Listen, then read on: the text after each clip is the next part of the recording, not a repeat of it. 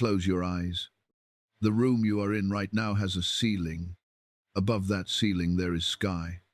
And above the sky, something the human mind has never been able to leave alone. Not for a single generation in all the time there has been a human mind to wonder about it. Most nights you do not think about what is above you. The day fills everything up, and by the time it finally releases you, there is nothing left for questions that have no practical answer. But tonight the day is done. You are here in the quiet. The weight of everything that needed your attention has finally moved off you. So let it rise for a moment.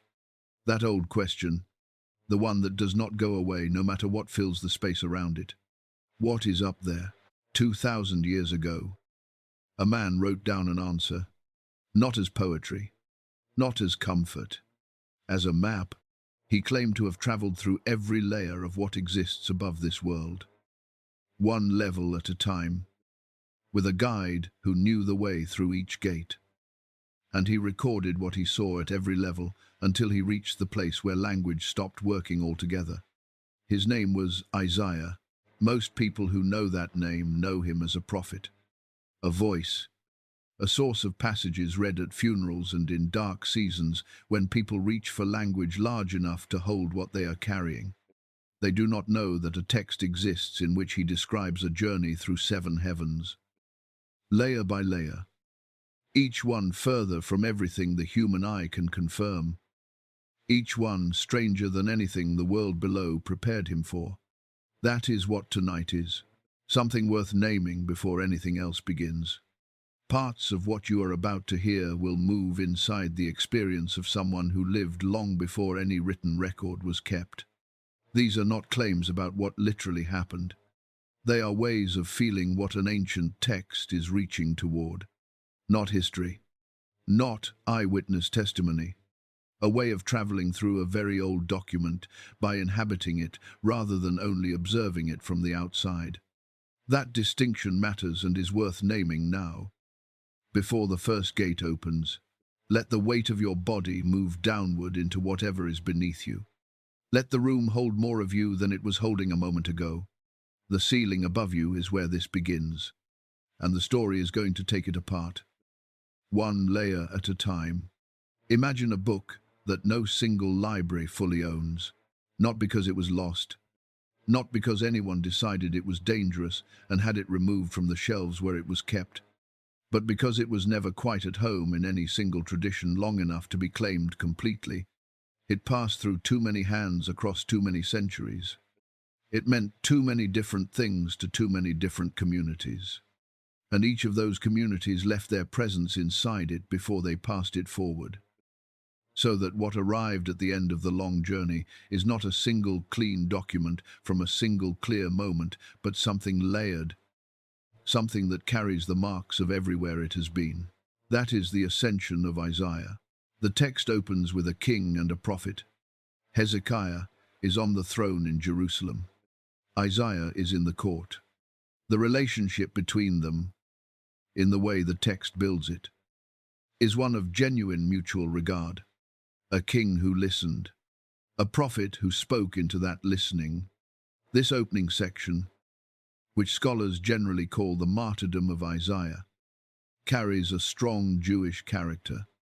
It is concerned with what happens to a person of truth when the political world around them turns.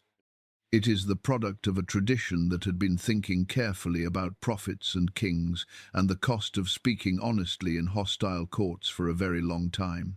And then, halfway through the text, something shifts. The concern moves from earth to sky, from courts and kings to gates and angels, from the specific political circumstances of a prophet under pressure to the architecture of the cosmos above the world, described from the inside by someone who claims to have traveled through it. This second section, covering chapters 6 through 11, carries a different weight entirely, a sensibility that scholars identify as early Christian in its concerns and its way of framing what the cosmos contains and how a human being moves through it. 2 sections, 2 sensibilities, 1 text.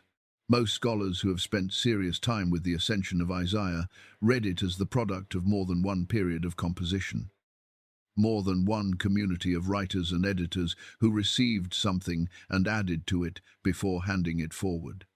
No single author has ever been identified. No single community has ever fully claimed this text the way traditions claim the texts they choose to preserve permanently. It never settled into any one canon, never became the fixed inheritance of a single community that would carry it the way a family carries a name across generations. And yet, it survived. Here is what that survival actually looked like. The fullest version of the Ascension of Isaiah that exists in the world today is in Ge'ez, the ancient liturgical language of the Ethiopian Christian tradition. It was preserved inside the same manuscript environment that kept the Book of Enoch alive for 15 centuries, while most of the rest of the world forgot that book existed. But these two texts, though they traveled through the same tradition, did not hold the same position within it. The Book of Enoch has a recognized canonical standing within the Ethiopian Orthodox Tewahedo Church that scholars have documented clearly and consistently. The Ascension of Isaiah is a different case. Scholars who work closely with Ethiopic manuscripts describe it carefully as a text that was preserved and transmitted within that environment, without assigning to it the same canonical status. Two texts in the same house for centuries, not holding the same place within it. Beyond the Ge'ez version, there are fragments and partial translations in other languages. Latin preserves portions of the martyrdom section. Old Church Slavonic carries a version through the Christianity of Eastern Europe. There are Coptic traces and Greek remnants, but there is no complete Greek text. That absence is part of why the Ascension of Isaiah did not enter the mainstream of Western scholarship the way texts preserved fully in Greek did. It was held most completely in traditions that sat outside the Latin and Greek networks that eventually fed into the academic world the modern West inherited. Now think about the physical reality of what survival through all of those traditions actually required. Somewhere in Ethiopia, at a moment no chronicle recorded, a person sat down with writing materials and began producing another copy of this text, not because anyone was watching, not because there was recognition or payment involved, not because they understood themselves to be performing an act of historical conservation in any sense we would recognize today. They were serving the present moment of a community that had decided this text belonged in its living body. The community's decision was sufficient reason for the work, and the copy they made was copied by someone else at a later date.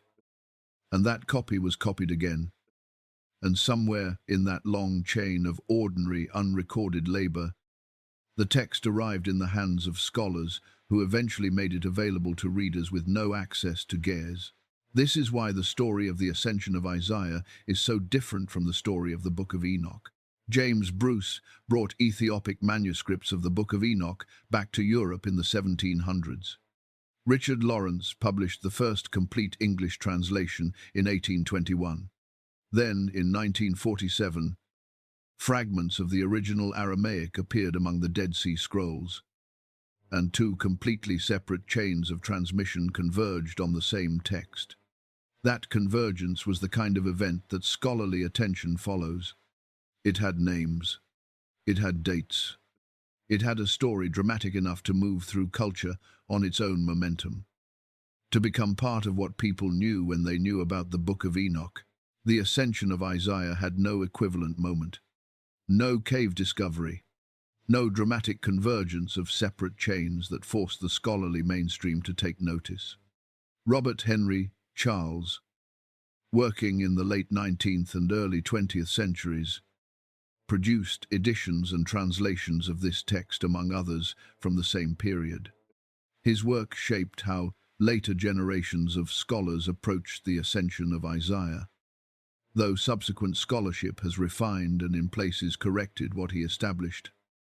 As always happens when earlier work meets later methods and later evidence, his editions were among the thresholds the text passed through on its way to being accessible in English. A text that requires a dramatic moment to be remembered depends on the drama. A text that survives through unbroken transmission was never forgotten by the people whose job it was to remember it. That is the difference between these two texts. And that difference is why most readers of English have never heard the title you are listening to tonight. Not because anyone suppressed this text, not because a decision was made in a room somewhere to keep it from ordinary people. It lived in places the Western scholarly world did not look until relatively recently. It was held by communities working in languages that Western academia had not prioritized. It was simply outside the field of view of the tradition that eventually shaped what most English readers inherited as the religious history they knew. The text was always there, waiting for the night someone lay down and listened. Let your breathing slow a little. There are 7 layers above you, and the first one is waiting. Picture a man sitting in a field outside Jerusalem. Not a young man, not a man at the beginning of anything. A man who has lived long enough to have watched the world he understood rearrange itself into something that no longer has a place for people like him. The city he grew up in is still visible from where he sits. The walls are the same walls. The gates are the same gates. The sounds of the market carry in the afternoon air the same way they carried when he was a boy, and the world seemed large and full of possibility, and the future had not yet revealed the particular shape it was going to take. But the king who used to listen to him is dead, and the king who replaced him has made it clear, through the particular combination of policy and threat and deliberate violence that power uses when it wants to make things unmistakable, that the older way of seeing the world and what it is owed is no longer welcome in the courts of Jerusalem, not tolerated at a distance, not ignored, actively and specifically unwelcome in the way that certain kinds of truth become unwelcome to certain kinds of power when the power has decided to go in a direction the truth will not permit. Isaiah is in that field, not hiding exactly, not yet, but no longer inside the walls either. This is the picture the Ascension of Isaiah draws before the vision begins. Not Isaiah, the voice and the prophet, and the source of passages that will be read for 3,000 years by people who have no idea what his specific circumstances were when he first spoke the words that would outlast him. Isaiah the person, in the specific and difficult moment that the text places him in, before it takes him anywhere above it. The ascension of Isaiah begins on the ground, in a political situation, in the particular kind of loneliness that belongs to people who have outlasted the conditions that once made their presence valued. The text describes his relationship with the previous king, Hezekiah, as one of genuine mutual regard, a king who listened, a prophet who spoke into that listening. That relationship, in the literature of this period, is the exception rather than the rule. Prophets and kings in the Hebrew tradition are not typically depicted as being in easy alignment with each other. The norm is tension. The norm is the prophet speaking against what the king has done or is about to do, and the king having to decide what to do with a voice that does not simply confirm what he has already decided. A king who actually listened, who created the conditions under which a voice like Isaiah's could speak and be heard without immediate consequences, is unusual enough in the record of this period that the text marks it, builds on it, uses the memory of it as part of the frame for what comes after.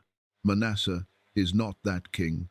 The second book of Kings and the second book of Chronicles describe Hezekiah's son and successor as a ruler who reversed much of what his father had done, who reintroduced practices his father had removed, and who, the record says in language that does not soften itself, shed innocent blood in Jerusalem until it filled the city. The historical picture of Manasseh in those texts is of a long reign, the longest of any king in Judah, during which the political and religious character of the kingdom moved in directions directly opposite to what Isaiah represented. The Ascension of Isaiah uses this historical background as the frame for what happens to Isaiah himself. Under Manasseh, the text says, Isaiah becomes a liability rather than an asset. The things he represents, the older commitments, the older way of reading the world and what it owes to the people living in it, become intolerable to a court that has chosen a different direction.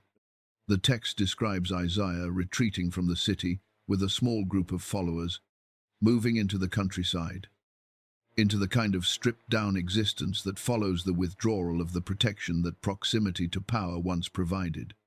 They wear garments of hair. They move through the landscape. They stay away from the places where the court's reach is most immediate. Then the text says, Isaiah is found, brought before Manasseh, and executed by being sawn in two.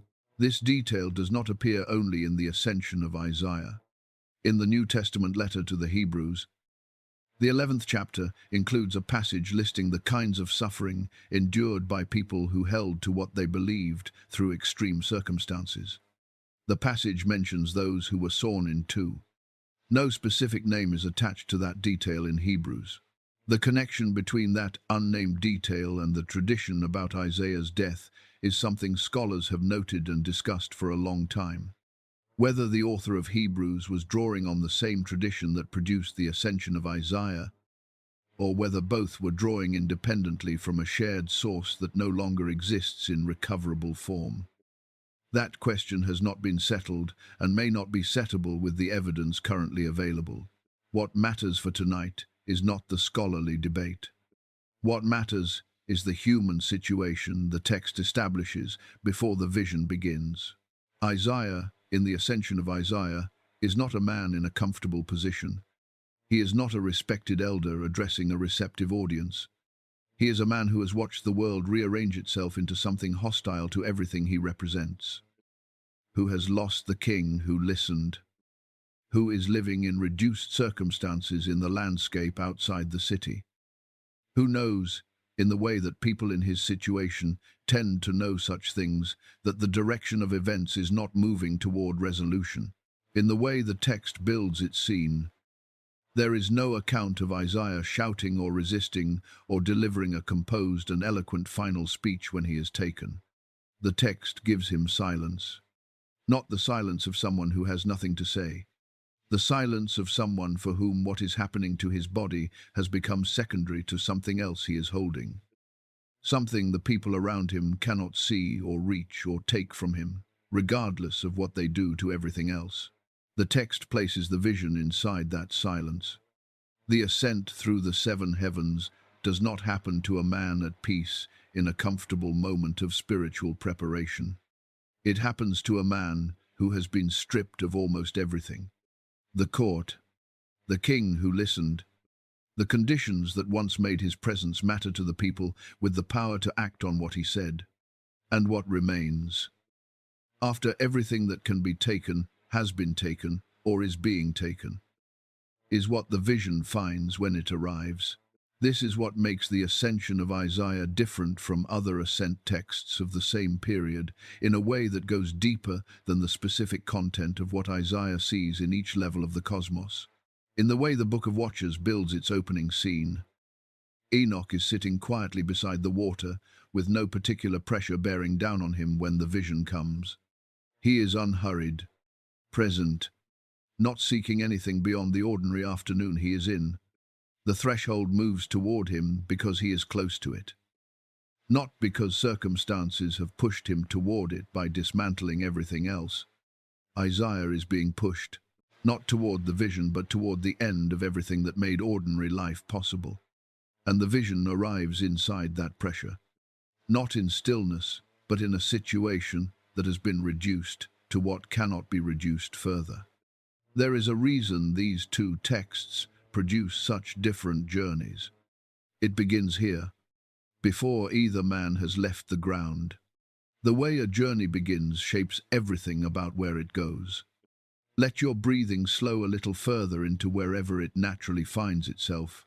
What was waiting above the world Isaiah was about to leave is what the rest of tonight is for. There is a question the Ascension of Isaiah answers before most readers think to ask it. Not what Isaiah saw in the heavens. That comes later, and it comes in detail. The question the text answers first is simpler and in some ways more fundamental than anything the vision itself contains. How does a person get there? This is not a small question. The ancient world produced many accounts of human beings who crossed the boundary between the world below and whatever exists above it and came back with something to report. Those accounts vary enormously in what they describe, but they vary just as enormously in the mechanism by which the crossing happens. And that mechanism reflects something deep about how a given text understands the relationship between the human and the divine, between what a person can do and what can only be done to them by something outside them. In the book of Enoch, the movement is entirely passive on Enoch's part. Clouds call to him, winds carry him upward. He does not initiate the movement. He does not navigate it. He does not present anything to anyone or establish anything at any threshold. He is lifted, and the lifting is done by forces entirely outside him. What happens to Enoch happens to him. He is the object of the journey rather than its subject. The Ascension of Isaiah works differently at almost every level of this question. Isaiah is not carried. He is guided. The distinction sounds simple. It is simple, but simple distinctions carry enormous weight when they are built into the structure of a text that is going to spend its next several chapters describing what a person encounters as they move through the architecture of the cosmos layer by layer, level by level, from the first gate to the seventh. The guide in the Ascension of Isaiah is described as an angel. Some manuscript versions identify this figure as the angel of the Holy Spirit. Though the precise identification varies across the traditions the text passed through, and scholars are careful not to treat any single description as definitive across all versions. What matters more than the specific identity of the guide is the function he serves and what happens to that function as the journey rises. At the beginning of the ascent, the guide is unambiguously the one who knows. He knows the way. He knows what each level requires. He knows what needs to be presented at each gate for the passage to be permitted. The gates in this text are real presences, structures with gatekeepers, thresholds that require something before they will open. And the guide is the one who carries what is required at each threshold. This is the first major structural difference from the Enoch tradition. In a universe where a person is simply lifted and carried, there are no gates, no system of recognition or credentials. The power doing the carrying bypasses all of that. You go where the wind takes you, and the question of whether you are authorized to be where you arrive does not come up. In a universe where a person is guided through gates that require recognition, everything is different. There is a structure to the cosmos that operates independently of any particular traveler. The gates exist whether Isaiah is passing through them or not. The gatekeepers are there whether any human being is making this journey or not. The system does not reshape itself to accommodate the traveler. The traveler must find a way through the system as the system actually is. This reflects something fundamental about how the Ascension of Isaiah understands the cosmos. A universe with gates is a universe with a kind of order that does not make exceptions for exceptional individuals. Even Isaiah, being taken on a journey most human beings will never make, must be recognized at each threshold by the beings responsible for that threshold. The passage is not automatic. The recognition must be established. The gate must decide to open. And here is the question the text raises without answering. Who decides who gets recognized? The text does not say. It shows the guide establishing what needs to be established. The gate opening, the journey continuing, but the principle by which some travelers are recognized and others are not is left without explanation. The structure of the cosmos has this process built into it. And the text trusts that showing you the process is more important than explaining the criteria behind it. That open question is not a gap in the text. A cosmos that answered every question would be describing something much smaller than the cosmos. There is something else worth understanding about the guide, something that becomes important as the journey moves into its higher stages. In the early levels of the ascent, the guide moves with the ease of someone navigating familiar ground. He knows the gates. He knows the language of each level. He knows what recognition looks like at each threshold and how to establish it. Isaiah follows because the guide knows and Isaiah does not. The relationship has the clarity of one in which one person holds the map and the other trusts the map holder. But the ascension of Isaiah does not keep that relationship stable through all 7 levels. As the journey rises, as each layer gives way to the next, and the nature of what surrounds them shifts in ways the text labors to put into language. The text allows us to feel a shift in the guide's relative authority, even where it does not narrate that shift directly. This is an interpretive reading of how the movement of the text changes quality across the levels, not a psychological report about what the guide experiences internally. What communicates the shift is the texture of how the two move through each space, what the text attends to and what it leaves without comment, how the quality of navigation changes as the journey rises. The guide, who was unquestionably the authority in the early stages, gradually becomes, in the higher stages, something more like a companion moving through territory that neither of them has fully mapped from the inside. Not a failed guide, a companion in the unknown. By the time the journey reaches its highest point, both Isaiah and his guide are in a space that exceeds what prior knowledge alone could have prepared either of them for. The expertise that defined the guide's role in the familiar lower levels is still present and still valuable. It is simply not the primary thing anymore in the upper levels. That is not a journey that could be made by being carried. Being carried requires only that the force doing the carrying be powerful enough. Being guided through territory that gradually exceeds even the guide's prior experience requires something different from both the traveler and the guide. Genuine presence to what is actually there, rather than reliance on a map of what was there before. Isaiah has to walk through every gate himself, with a guide whose authority feels less absolute as the journey goes higher. And still, he goes, let your breathing slow to whatever pace it finds without effort. The first gate is ahead, and the guide knows this one well. The first thing Isaiah notices when the ascent begins is not what he expected to find above the world he knew. Most people, if they imagined what exists above this world, would picture something removed from it, a space that has left behind the difficulty and the weight and the cost of the world below. The place above as the resolution of the place below, heaven as the answer to earth, the opposite of everything that makes life on the ground as complicated and uncertain and costly as it is. The first and second heavens in this text are not that. They are not peaceful in the way that word usually lands when applied to anything above the ordinary world. They are not the absence of conflict. In the way the Ascension of Isaiah maps the cosmos, these lower layers of what exists above the world carry the presence of forces that have not yet been fully resolved. The weight that exists in the world below does not simply stop at the boundary where the sky begins.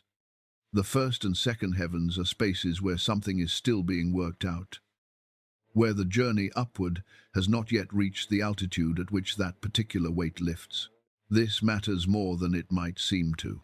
The text is not imagining a cosmos cleanly divided between a troubled earth below and an untroubled heaven above. The boundary between order and whatever opposes order is not at the surface of the sky. It is higher than the first level, higher than the second.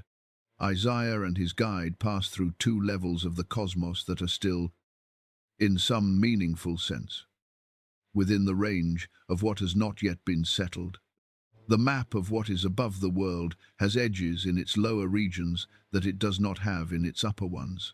One way to read this, offered as one reading among others that scholars have brought to apocalyptic literature from this period, is as a picture of the cosmos, in which the contest between ordering and disordering forces is not limited to the surface of the earth. The struggle extends upward into the first layers of what exists above the world, into a region above the human, but not yet above the reach of everything that opposes the structure of things. Some scholars, working with early Jewish and early Christian texts from this period, have noted resonances between this cosmological picture and other texts from the same era. Though how precisely those resonances connect is something scholars continue to discuss.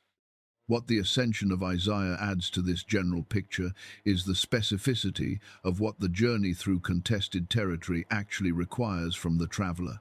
Isaiah and his guide do not pass through the lower heavens as neutral space. They pass through space that has a character. That requires something of them at each threshold. The gatekeepers at the first and second levels are real presences. The recognition that must be established is not ceremonial. There is something at stake in whether it is given, and the guide knows what is at stake and knows what to do about it. This is the territory that his authority was formed in and is most suited to navigate. Think about what it means to travel through space that is above the world, but still within the range of what contests the ordering of things. There is a quality to the early stages of any journey through difficult terrain that the later stages do not have. When you are still in the part of the territory that requires active navigation, where moving forward is not guaranteed because the ground has not yet given you reason to trust it. Something in you is more present to what is immediately around you than it is in the later stages when the terrain has opened and the way ahead is clear. The early stages demand an active attention that the later stages can release. You cannot relax into the path until the path has shown you it is safe to relax. Isaiah, in the first and second heavens, is in that kind of territory, still within reach of what opposes the journey, still in a region where the gates could be refused, still in a space where forward motion requires the guide's full authority and Isaiah's full attention to what the guide is doing and how, and the guide knows this territory completely. At this stage of the ascent, he is fully the one who knows. He moves through the first and second layers with the ease and authority of someone who has been here before, who understands exactly what is required at each threshold, who can establish the recognition that opens each gate without hesitation or uncertainty. Isaiah follows. The guide leads. The gates open. The first and second heavens are not empty. There are beings here. There is organization here. The cosmos above the world is already occupied, already operating on its own terms, already doing whatever it does in these lower levels according to principles that have nothing to do with whether anyone from below is passing through. Isaiah's presence does not define these spaces. He is passing through places that were here before he arrived and will be here after he leaves. The universe, in the Ascension of Isaiah, does not organize itself around the human witness. The human witness is passing through a universe that was organized before he arrived. He is a traveler in the cosmic structure, not the purpose of it. The first level gives way to the second. The second carries its own character, its own quality of light and presence and activity, recognizably different from the first in ways the text communicates through what it attends to. The guide continues to lead through the second level with the same authority he brought to the first. The gates continue to open. The region of the cosmos that still carries the weight of what has not yet been fully resolved is falling behind. Not gone yet, not resolved, but falling behind with each level the ascent passes through. Isaiah has not yet reached the space where the journey allows him to breathe. He is not yet in the place where the urgency of moving through contested territory relaxes and gives way to something else. But he is moving. The second heaven is behind him now, and the third opens. The third heaven opens, and something changes without announcement. No transition sentence marks it. No voice declares that what comes next will be different from what came before. The ascent simply continues, one level giving way to the next, as it has been giving way since the journey began. And the third heaven is simply there when Isaiah and his guide arrive at it. And it is different. not in a way the text catalogues or explains directly. In a way the text communicates through what it chooses to describe and what it allows to fall away from the description. Through what is present here that was not present in the levels below. Through what is absent here that has been present since the first gate opened and the journey began.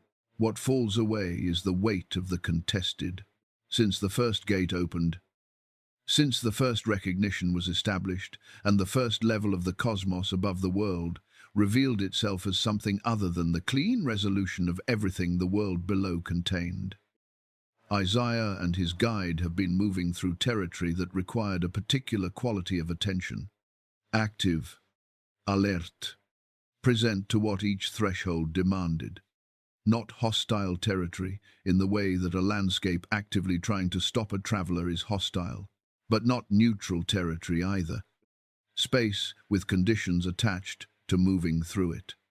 Space where the forward motion was contingent on something being done correctly at each threshold, and where the guide's knowledge was the thing standing between the journey continuing and the journey ending at a closed gate. In the third heaven, that weight is simply not there, not resolved. Exactly, not replaced by an answer to everything the lower levels raised. Not transcended in the sense of having been worked through and left behind as a problem that has been solved. Simply absent. The journey has climbed above the altitude at which that particular weight is felt. And what remains when the weight is gone is something the text reaches for with the language available to it. Knowing the language is not fully equal to what it is describing, but reaching anyway, because reaching is what the text can do. Light is the word ancient texts use most often when they try to describe what distinguishes higher regions of the cosmos from lower ones. But light, in the context of the third heaven, carries something that the word alone does not carry in ordinary usage. In the way the Ascension of Isaiah is building its picture of what exists above the world. The light of the third heaven is not illumination falling on things from a source outside them, not the light of the sun falling on the surface of the earth, revealing what is there without changing what it is like to be there. It is more like a condition that things exist inside, a quality of the space itself that changes what it is like to be in the space, rather than only what the space looks like from a position of observation outside it. Isaiah and his guide are not looking at the light of the third heaven from a position of safe distance. They are inside it, and something about being inside it is different from anything that has been true of the journey up to this point. In the lower levels, they have been inside things too. Inside the contested territory, inside the gates, inside the spaces between thresholds. But what they have been inside in those lower levels has been defined by what it required of them. The first and second heavens were spaces that made demands. The third heaven is a space that simply is, and being inside it is the whole of what is required. Some scholars working with apocalyptic literature from the Second Temple period have noted that certain traditions of this era associate the third heaven with what they call paradise, using that word not to mean the Garden of Eden as it appears in Genesis, but to mean something more like a held space in the architecture of the cosmos between the lower levels and the highest ones. A space that carries, in the symbolic map, these texts are drawing of what exists above the world. The memory of the garden, a quality of preservation and completeness that is neither the troubled lower levels nor the overwhelming heights of the upper ones. This is one reading of the third heaven in texts like the Ascension of Isaiah, offered as one reading among others. The text itself does not use the word paradise explicitly for this layer in all of its manuscript versions.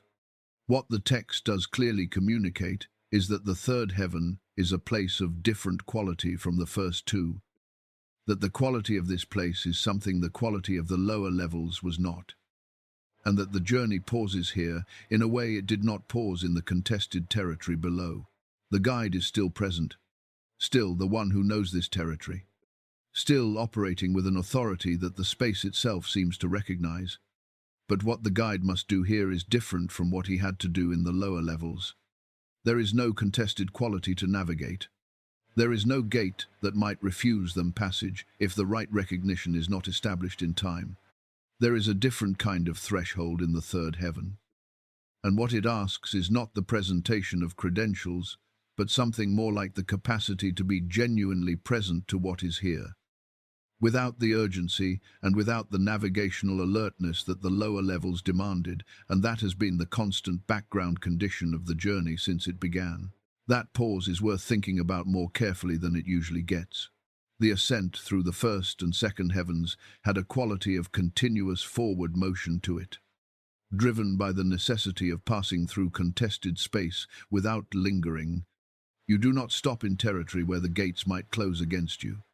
You move through it with the guide who knows how, and you keep moving until you are through. Stopping is not an option when the space you are in has conditions attached to remaining in it. The third heaven does not require that urgency. Something here can be stayed with rather than simply passed through. The space rewards attention rather than merely permitting transit.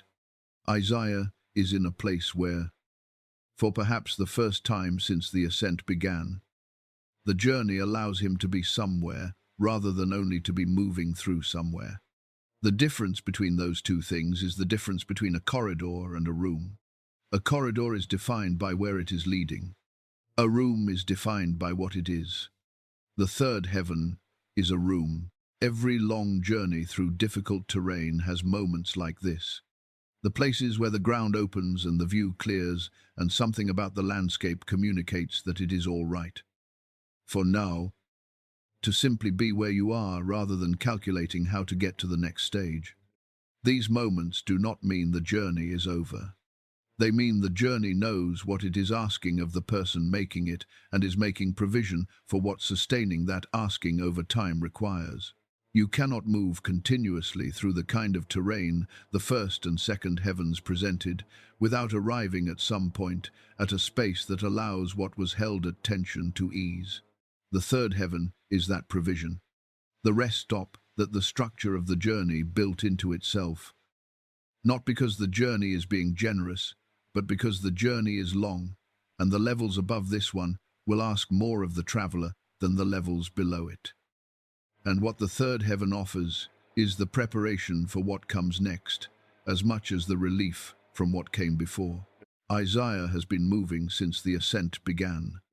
Moving through gates and contested space and levels where the forward motion was the point and stopping was not available as an option. And now he is in a space where none of that is the operating condition.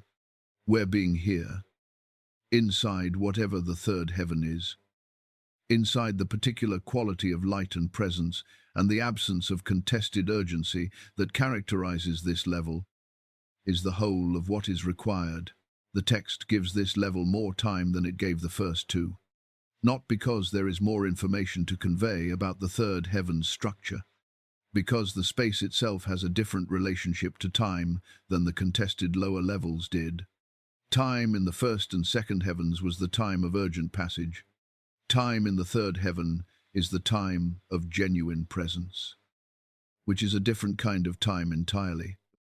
The kind that does not run out in the same way that the time of urgent passage runs out. Let your own breathing slow to wherever it finds itself without you directing it.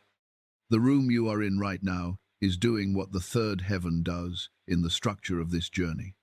It is holding you without requiring anything from you. The day that pressed against you from the moment you opened your eyes this morning is entirely finished.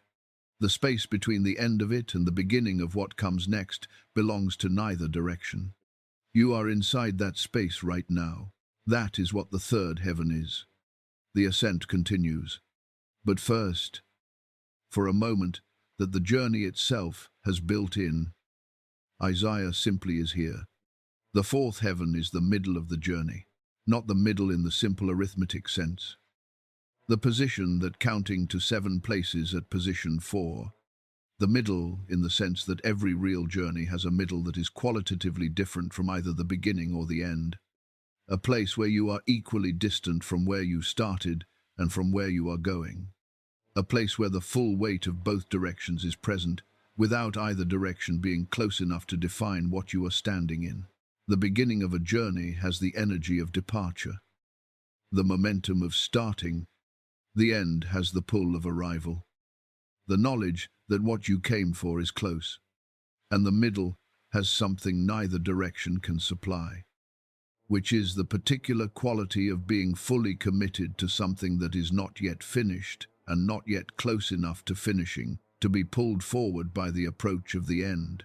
The fourth heaven is the place in the structure of the cosmos where the ascension of Isaiah seems to locate that quality.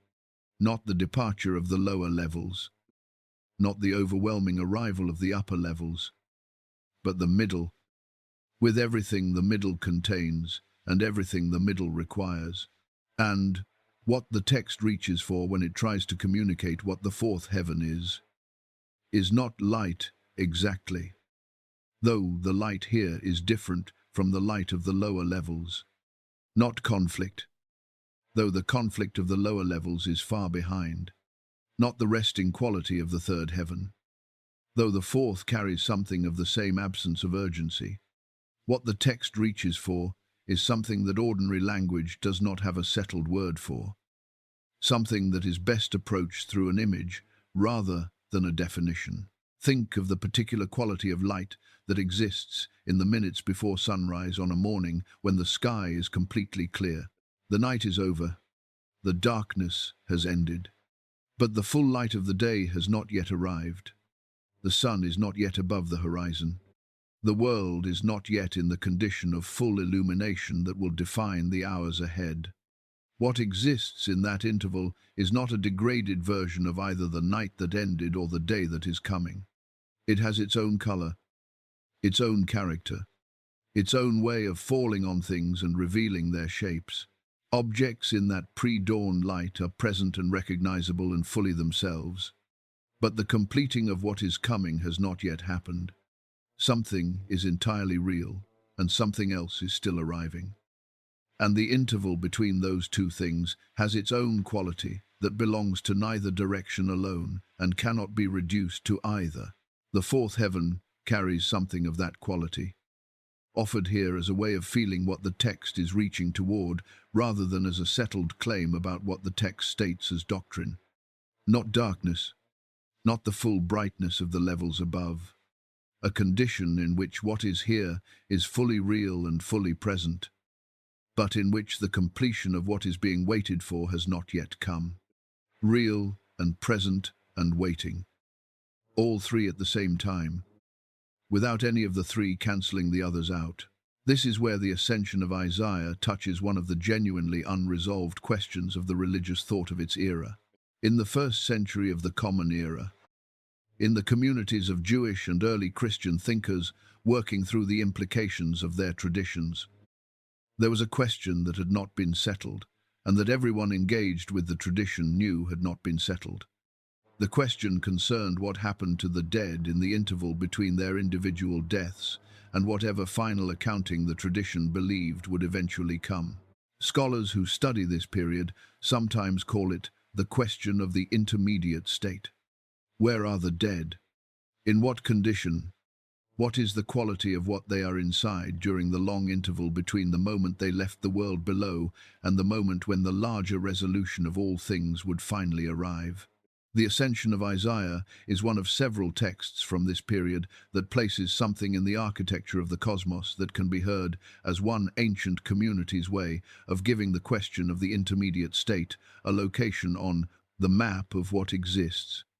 But the text does not give us settled teaching about this place. What it gives us, as a way of inhabiting rather than of asserting, is an atmosphere that can be heard as waiting, a quality of presence that is entirely real without being yet complete.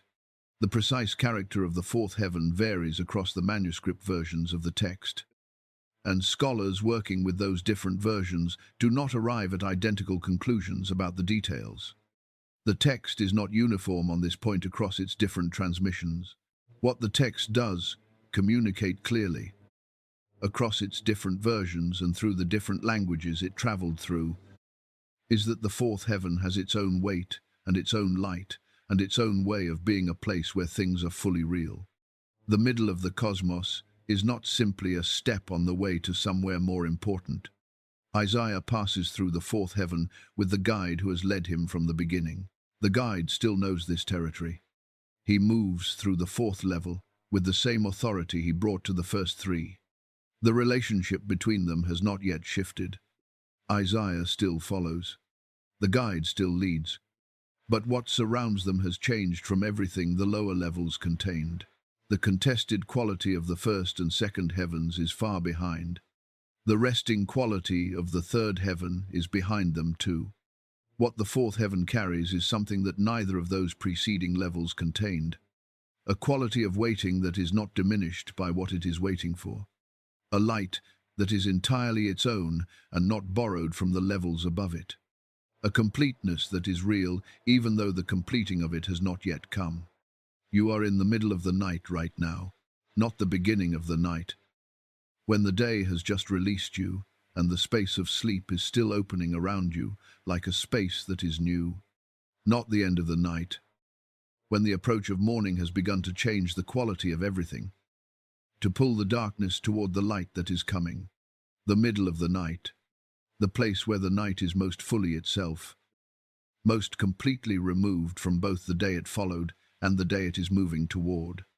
Where neither direction is close enough to define what you are inside. That interval has something of the quality of the fourth heaven in it. Not darkness, not full light.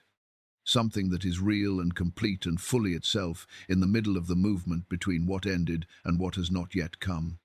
The fourth heaven is the middle of the journey. And the middle, it turns out, has its own light. The ascent moves upward toward the fifth level. And the fifth level is where something changes between Isaiah and the guide who has been leading him since the first gate opened. Something changes in the fifth heaven. The journey moves upward as it has been moving since the beginning. And the fifth heaven opens. And what is there is different from what was in the four levels below, in a way that takes time to register completely. Not announced. Not marked with a pause or a declaration that tells the traveler what kind of space they are entering. Simply present when they arrive. With a character that reveals itself gradually rather than all at once. Through the quality of how the two move through it compared to how they moved through the spaces below. The difference is not primarily in the quality of the light. Though the light is different from what it was in the levels below. Not primarily in the nature of the beings present in this level, though they are different from what occupied the lower levels. The difference that ends up mattering most, the one that gives the fifth heaven its particular significance in the structure of the journey, is a difference in the relationship between Isaiah and the guide who has brought him here. Up to this point in the ascent, the guide has been unambiguously the one who knows. This has been the consistent grammar of the journey through the first four levels. The guide knows the gates. The guide knows what each level requires. The guide knows what recognition looks like at each threshold and how to establish it. He moves through each level with the ease of someone navigating familiar ground, making the movements of someone who has been here before. Isaiah follows because the guide knows and Isaiah does not. The relationship has the clarity of one in which one person holds the knowledge that defines what is possible, and the other person's job is to be present and to follow. Everything flows from that clarity. The contested territory of the lower levels was navigated through that clarity. In the fifth heaven, the text allows us to feel a shift in the guide's relative authority, even where it does not narrate that shift directly. This is an interpretive reading of how the quality of movement through the text changes across the levels. Not a claim about what the guide experiences internally. What communicates the shift is the texture of how the two move through this space. What the text attends to and what it leaves without comment. How the quality of the navigation differs from the quality of navigation in the levels below. The guide does not fail. He does not disappear. He does not announce that he has reached the limit of what he knows or step back from his role as the one leading the journey. But the territory they are entering is territory where his prior knowledge is less fully adequate than it was in the levels below. The fifth heaven is higher than anywhere. His familiarity with the lower levels has fully prepared him to navigate with the same unquestioned authority he brought to the first four. There is a real difference between knowing a place and knowing about a place from somewhere not quite as high as the place itself. Knowing a place means you have been there, have moved through it, have learned through direct experience what it requires. Knowing about a place from a lower altitude means you have information about it. Perhaps accurate information, but information formed from a position that is not the position you are now in. This is not the guide's failure. It is a feature of the cosmos. The Ascension of Isaiah imagines a universe that is genuinely larger than the capacity of any individual being to fully know from inside. The higher the journey goes, the more completely it enters territory that exceeds what prior experience at lower altitudes can prepare anyone for. The guide who is fully at home in the first four levels is not fully at home in the fifth. Not because he is inadequate, but because adequacy means something different at higher altitudes. What made him unquestionably the authority in the lower levels was that he had been there before and knew what those levels required. That quality does not automatically transfer to the levels above them in the same way. What happens in the fifth heaven is that the guide and Isaiah begin to move through the space as something more like companions than like the leader and follower they have been since the first gate opened. The guide still has more understanding of the general structure of what surrounds them. He still carries more knowledge of the cosmos's architecture than Isaiah does. He is not suddenly lost or without resources, but the specific quality of his movement through the fifth level is different from the quality of his movement through the first four. Less reliant on a prior picture of what should be there, more genuinely present to what actually is there as they move through it. In the way that you are more present to a place when you are discovering it than when you are confirming what you already knew about it. There is a particular quality of attention that becomes possible when you are in territory you cannot navigate entirely from memory. The part of the mind that moves through familiar space by recognizing what it already knows goes quieter when the familiar runs out. Not because it has stopped working, but because the kind of work it does is no longer the primary work the situation requires. Something else comes forward, something more present to what is actually there in this space, right now, rather than to what the map formed at lower altitudes said this space would be. This is the kind of attention that familiar territory never fully calls forward, because familiar territory never fully requires it. The guide who moved through the lower levels with the ease of practiced navigation is now moving through the fifth heaven with something more like the attention of genuine encounter, the full presence of someone who is actually here in this space for the first time, discovering what it is as they move through it, rather than confirming what they already knew. Isaiah is watching this happen. He has followed a guide who knew every gate, who moved through four levels of the cosmos with the ease of someone walking a path walked many times. And now he is watching that guide move through space where the ease is not the same, where both of them are more genuinely inside the unknown than they have been at any point since the first gate opened. This is the first moment in the entire journey where Isaiah and the guide are truly navigating together. Not guide and traveler, two presences moving through territory that is larger than either of them, that cannot be fully prepared for in advance, that requires of both of them the willingness to be somewhere not fully mapped and to keep moving anyway. The relationship that began as leader and follower has become, through the rising of the journey, something closer to companions in the unknown. The guide has not lost his role, but the role has changed its character. And that change in character is itself a piece of information about what kind of territory they are entering and what the territory above this one will require. The sixth level is above them, and neither of them has been there in quite this way before. Let the room around you hold you without requiring anything from you in return. The fifth heaven holds Isaiah and his guide in the same way, simply present to what is there, with whatever that presence asks of both of them, which turns out to be more than the lower levels asked, and different in kind from what the lower levels asked. The sixth heaven is waiting. There is a moment in the sixth heaven where the text stops reaching for what Isaiah sees and begins instead to reach for what he hears. This shift is not accidental and it is not decorative. The ascension of Isaiah has been building through 5 levels of the cosmos toward something that language holds less and less completely as the journey rises. In the lower heavens, there were gates and gatekeepers, and the recognizable activity of beings organized around functions that could be named and described. In the middle levels, there was light and the quality of waiting and the gradual shift in the relationship between Isaiah and his guide. But in the sixth heaven, something happens to the way the text reaches for what surrounds Isaiah. And what happens is that the usual reaching through sight and presence and the description of what can be seen gives way to a different kind of reaching entirely.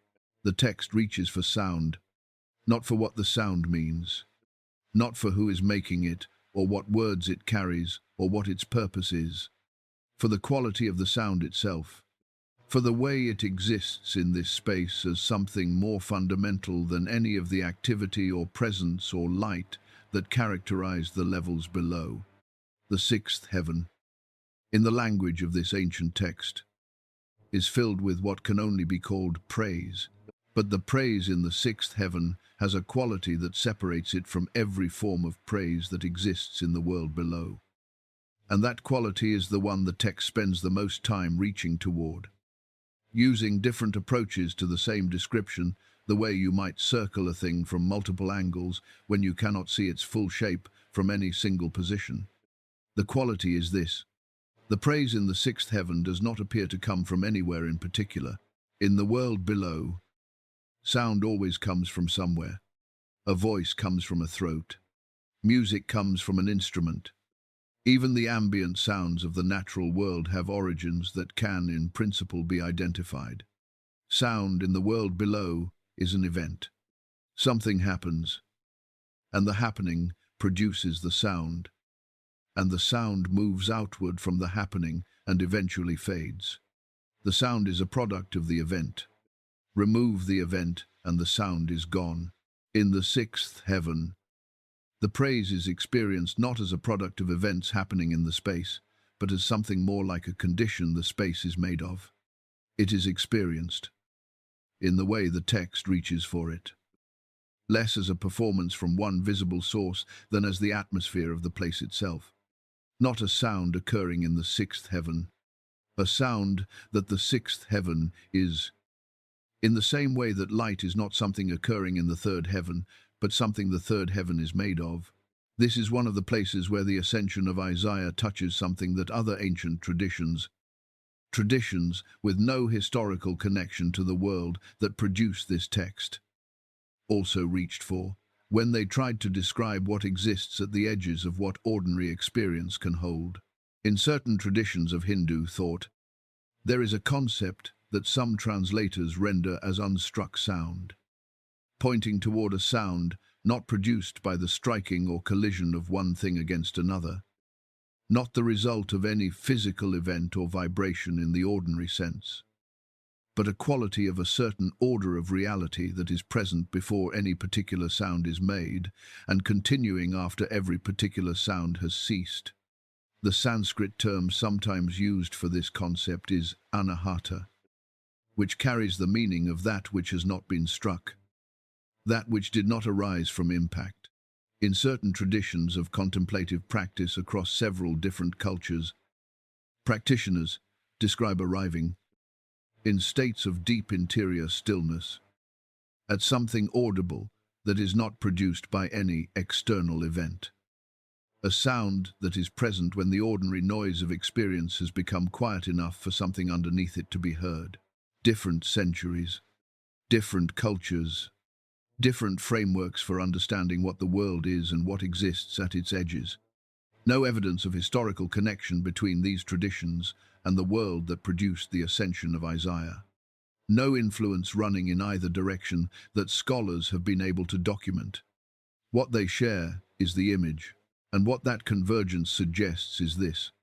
When minds from very different traditions and very different centuries reach the edge of what they can describe with the tools they normally use, they reach for sound, not because sound is more accurate than other modes of perception, but because sound, of all the ways the world presents itself to human experience, is the least fully captured by the kind of description that requires a fixed object in a fixed location. Sound moves. Sound fills. Sound is present everywhere it reaches, without being located at any one point within the space it occupies. When language needs to gesture toward something present everywhere without being located anywhere, it reaches for sound. The image of sourceless sound is what several different human traditions arrived at independently when they tried to say what exists at the boundary of what can be said. The sixth heaven in the Ascension of Isaiah is where the text makes this reach. Isaiah has traveled through 5 levels of the cosmos, each one different from the one before, each one requiring a different quality of presence, each one further from the world he came from.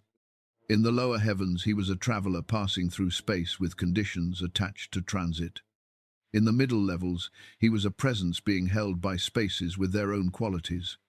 In the 5th heaven, he and his guide began navigating as companions rather than as leader and follower. And now, in the 6th heaven, he has arrived at a level where what surrounds him is not primarily organized around things he can observe as someone standing outside what he is observing. In the 6th heaven, what surrounds him is what he is inside. The guide is still present, but the guide in the 6th heaven is something closer to a fellow witness than to a navigator. Someone who arrived here alongside Isaiah rather than someone who brought Isaiah here with a map in hand. Someone who is also inside the sound rather than outside it, explaining what the sound is. The relationship between them has continued to change in the direction it began changing in the 5th heaven. And the 6th heaven carries that change further. They are both inside the sound, not listening to it from outside. Inside it, moving through a level of the cosmos where the fundamental quality of the space is something that does not require any particular action or navigation. The sound is not something they need to do anything about. It is simply what the 6th heaven is, and they are simply inside it. Let your own awareness settle toward whatever sound is present in the room where you are right now. Not the sounds that carried weight or urgency or meaning today. Not the sounds that required something from you when you heard them. The sounds that are simply there underneath all of that. The ambient texture of a room that has released the noise of the day and settled into what it is when nothing is happening in it that needs to be heard and responded to. The texture of a quiet room at the end of a long day, which is not silence but is something quieter than the sounds that filled the day. Something that was there all along and could not be heard through everything else. There is something in that quality, not identical to what the 6th heaven carries in the language of this text. Nothing in the world below is identical to what the text describes above it, but in the same direction. An awareness that sound is not only what is made when things collide, but also what becomes perceptible when the colliding has stopped and something underneath it can finally be heard through the space the colliding left behind. The 7th level is above them, and what waits there is what the entire journey, every gate and every threshold and every shift in the relationship between Isaiah and his guide, has been building toward since before the 1st level opened. The 7th heaven is where this text has been going since before it began. Not since the ascent began, since before the text itself began, since before the account of Isaiah under Manasseh, before the description of the guide and the mechanics of the gates, before the contested lower heavens and the resting space of the 3rd level, and the particular waiting light of the 4th, and the shifting relationship between Isaiah and his guide in the 5th, and the sourceless sound of the 6th. The structure of the Ascension of Isaiah has been moving toward this point all along. and where it has been moving is the seventh heaven. But the seventh heaven in this text is not what a reader expecting a conventional vision of the divine might arrive expecting to find. It is not primarily a throne room, though what the text describes here exceeds anything in the levels below. It is not primarily a space of overwhelming light, though the light here is different from the light of every level that preceded it. It is not organized around the demonstration of divine power in the way that some other ancient accounts of heavenly ascent are organized.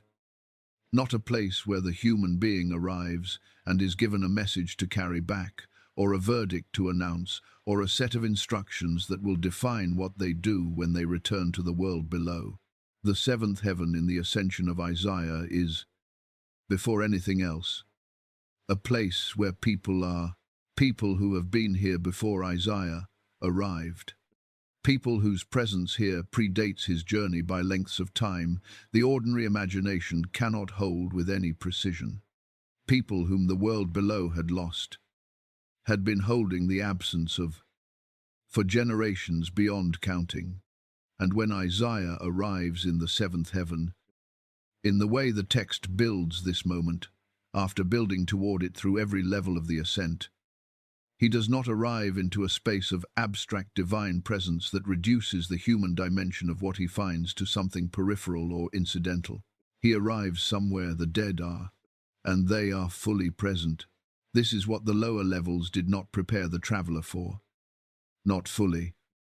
Not in a way that lands with its complete weight until you are actually inside the moment the text has been building toward.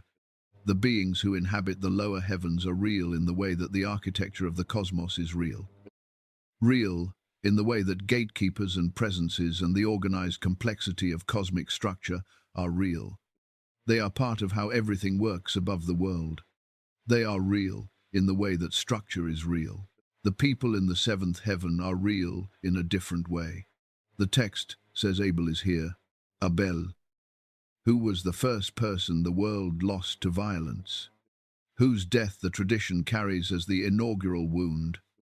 The first time the world below contained the full weight of one human being, having ended the life of another, whose blood, the text of Genesis says, cried out from the ground, as though the earth itself bore witness to what it had received and could not hold the weight of it silently. The Ascension of Isaiah says, in the symbolic map it is drawing of what exists above the world, that Abel is present in the seventh heaven, not a representation of innocence, not a figure standing in for the principle of righteous suffering. Abel, the person present in the seventh heaven with the kind of presence that none of the lower levels contained. The text says, Enoch is here. Enoch, who, in the tradition that produced the Book of Watchers, was taken through a journey that has some resemblance to the journey Isaiah has just made, who was lifted through the architecture of the cosmos and shown what exists at its center. That Enoch, already here, having been here since the 5th chapter of Genesis, said something about him that it said about no one else in the genealogy it was recording. Everyone else in that genealogy begot children and died. Enoch walked with God and was not, because God took him. The taking is the whole of what the text says about how he left the world below. And the Ascension of Isaiah says he is in the seventh heaven, present in the condition the highest level of the cosmos makes possible. The text says, the righteous are here, people who lived and died in the world below, carrying what they understood to be asked of them, who passed through the transition that every living thing eventually passes through, and who are present in the seventh heaven, in a condition that the text reaches for with the image of garments. The image of garments in the Ascension of Isaiah is one of the most carefully constructed images in the entire text, and worth sitting with slowly, rather than passing through quickly. The text uses a contrast between what it calls robes of the flesh and what it calls robes of above, or in some manuscript versions, robes of glory. These are symbolic images, rather than physical descriptions. The language of garments is being used to reach towards something that the ordinary language of physical description was not built to carry. The robes of the flesh point toward the condition of existence in the world below, the embodied condition, the condition in which a person is present in the world through a body subject to time and damage, and the gradual wearing down that ends in the transition every living thing makes. The robes of above point toward the condition of those present in the seventh heaven after that transition. In a form, the text can only gesture toward with this symbolic language. This is a reading of the image rather than a claim about what the text states as settled doctrine. The text is using the language of garments as a symbolic vehicle for something that literal language was not built to hold. What the image communicates, as one way of inhabiting what the text is doing, rather than as a doctrinal assertion, is that there is a genuine connection between the person who lived in the world below and the presence that exists in the seventh heaven. Not an identical continuation, not the same existence, simply relocated. Something more like a real relationship between what was and what is, such that what the world below lost in the transition is genuinely present here. Not as memory, not as representation, but as presence. Paul, writing to communities in the first century of the Common Era within roughly the same period that produced the Ascension of Isaiah, uses language that scholars have long connected to this kind of cosmological picture. In his second letter to the Corinthians, he speaks of being clothed rather than naked, of a condition that is not the absence of embodiment, but a different kind of embodiment, of something existing in the heavens that corresponds to what existed in the world below. The specific language Paul uses differs from the specific language the Ascension of Isaiah uses. The image both are reaching toward is recognizably the same. This was the language a particular era developed for saying what the highest heaven contains.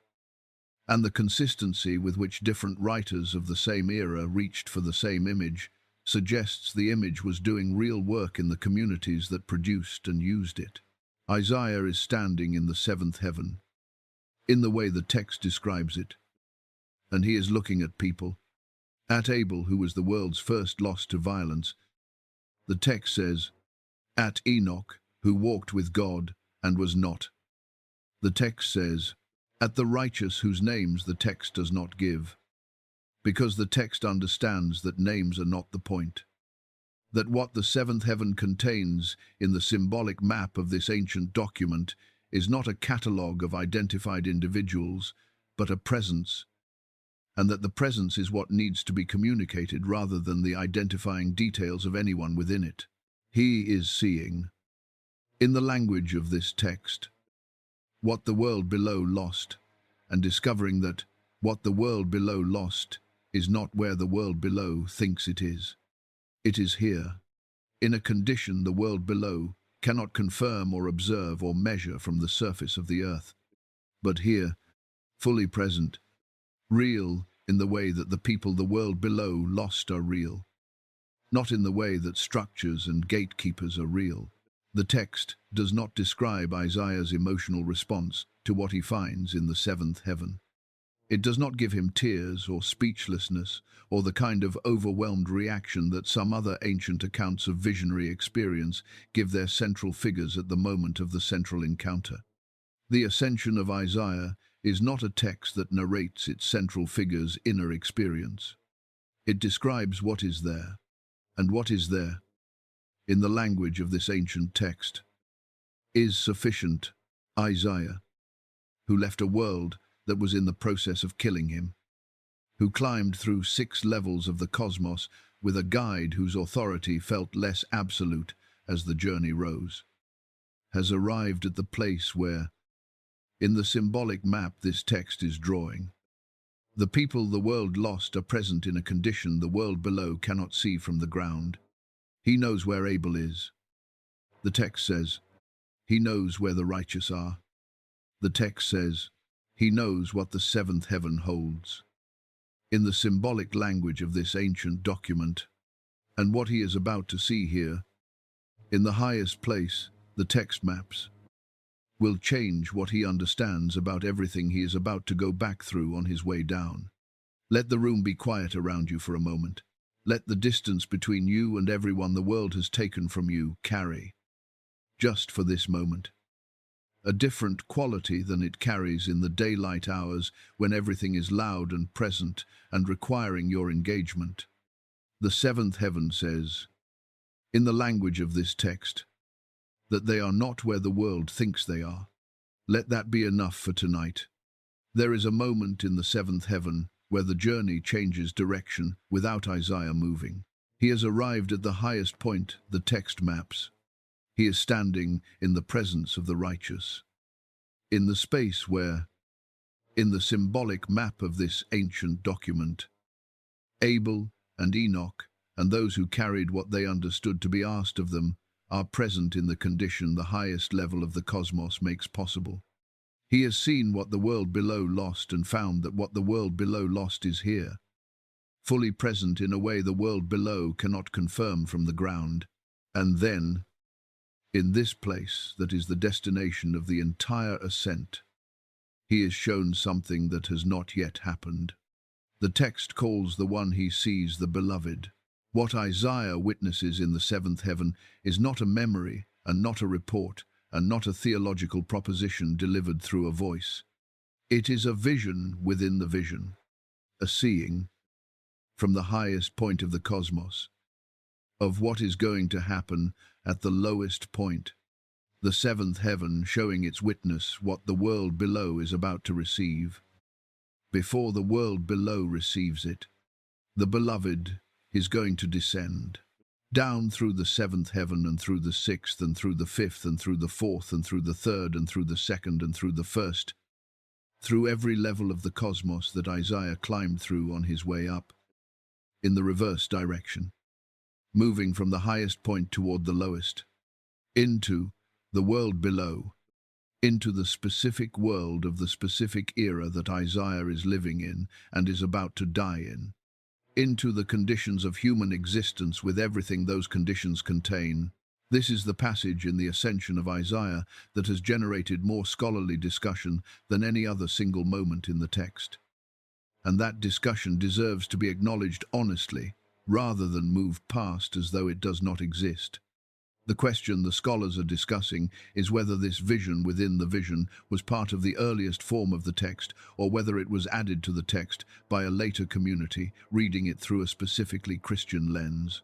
The scholarly term for this kind of addition is interpolation, a passage or section inserted into an existing text by a subsequent editor or community, after the fact, with the intention of making the existing text carry something it had not originally been written to carry. The practice was not unusual in the ancient world. Communities that found existing texts useful did not always feel the need to produce entirely new documents to say what they wanted to say. Sometimes they added to what already existed, layering their own concerns into documents that had already earned a certain standing among the communities that held them.